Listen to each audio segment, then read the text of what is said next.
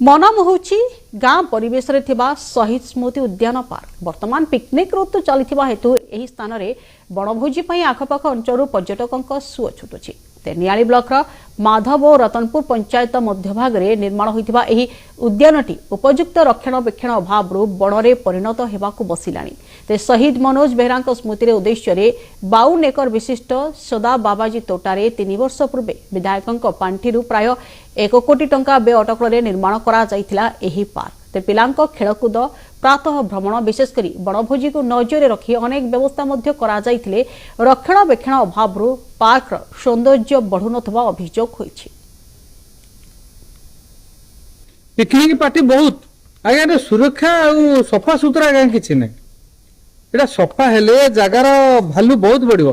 कोणार्क जाऊचे रामचंडी जाऊचे जाहिनापुर जाऊचे ताठू एटा भलो बहुत भलो जगह किंतु एठी तार रक्षणाबेक्षण केही नांती क्या मुरबी भी कही ना जगह तो बहुत बढ़िया है। सरकार बहुत उन्नति कर जगह बैच फिस्ट करके बहुत खुशी लगुच जो शहीद मानकर स्मृति उद्देश्य ये पार्कटा करा जायछि।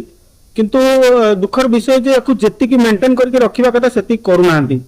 जदि ये जगह आहरी भल कर परिष्कार करा जाए ताहले एठी आहरी लोकंकर भिड़ जमिबो आउ जति जिनस भांगी भुंगी जाइछि सबु ताकु जे सब सजारी दिया जाए तारे आहरी लोकंकर भिड़ जमिबो। एठी सदादास तोटा बहुत पुरातन तोटा ये अति सुंदर परिवेश ए वृक्षराज जो अति सुंदर है प्रति वर्ष लोक मैंने भोजी भात कर।